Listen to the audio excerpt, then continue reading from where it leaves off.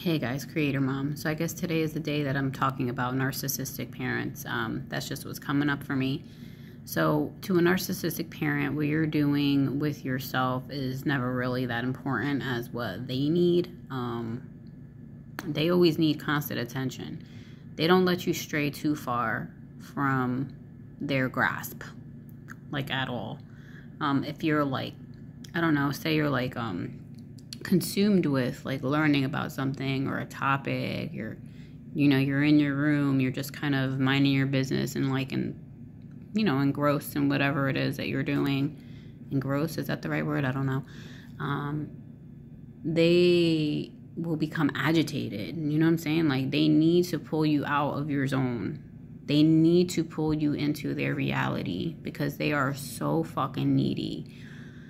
If someone's not paying attention to them or noticing that they're cleaning and not helping them, or, they're the parent that's going to slam the cupboards and throw the dishes around because, like, nobody's helping them.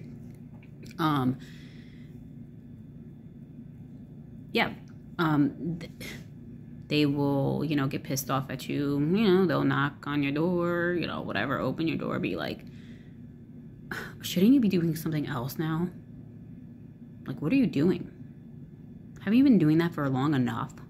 They just can't wait. They can't wait to draw you into the battle, to draw you into their, world or whatever. Like I said, what they're doing is always more important. What they think is always more important. This is their general attitude towards you and other people. What else do I want to say?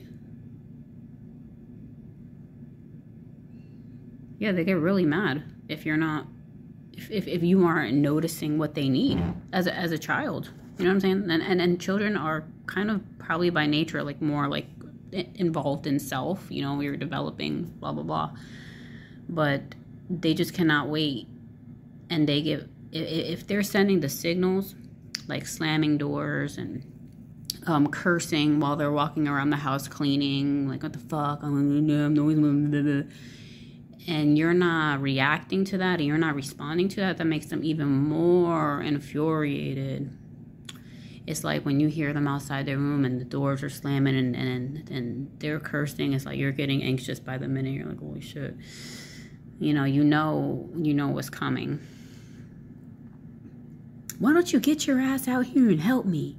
What the fuck are you doing anyway? Haven't you done this for fucking long enough? So, and then it continues throughout life, Their whole, like, agenda is to prove you wrong. Prove that what you're doing is wrong, what you believe is wrong, like, your life is wrong. It's basically to devalue you, everything. So, yeah, I think that's all I want to say. Basically, their whole message is like, shouldn't you be paying attention to me? Shouldn't you be caring about what I need? This is how they talk to kids, too. Like, you're so selfish because you never think of me and my needs and how I feel. When are you going to pay attention to me? That's kind of like their vibe. And give me what I need. What about me, Yeah, but that really brings it home, that parent that's walking around slamming shit and basically cussing you out in their, these fucking kids. Nobody fucking cares. Nobody fucking helps me. I remember when I was 10, probably 10 or 11, 10 probably. And I had a brother who had just been born. And I think she like accused me of like, oh, well, it was me, her, my stepfather, and this newborn baby, right? And the baby was crying, whatever, that night. And then she woke up. I think it was like the middle of the night or very early morning. Like, didn't anybody else hear the fucking baby crying? what, nobody else has to get up for the baby except me? It's just like, she was talking to me too. Not just like the father. She was directly speaking to me as well. Like, couldn't I have got up for the baby? Like, I was 10. I don't know. I was 10. I didn't give a fuck about a baby. You know what I'm saying? Like, some 10-year-olds do, you know, say like a 10-year-old that might like want to, you know, think, oh, like, this is my little baby, this is my little, you know, it just depends. But most of all, like, a 10-year-old is not concerned about the responsibilities of a baby, naturally, you know, unless like, I don't know. I'm just speaking like in general. A 10-year-old is not going to be concerned about getting up for a baby. But it was just like, wow, Sheena, 10-year-old Sheena, you couldn't get up and help with the baby? Like, wow.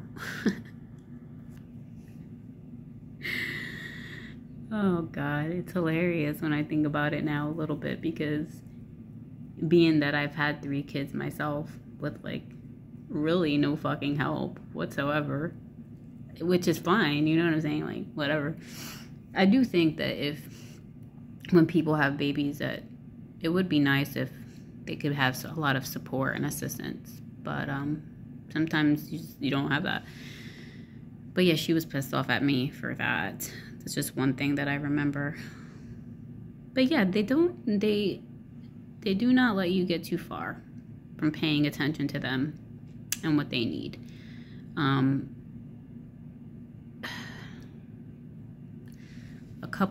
A year ago now, we were over there for Christmas, and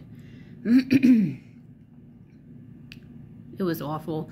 I can't even list out all the awful things, because I'd have to really sit there and remember. And I honestly, in my mind, I kind of just try to move forward and forget.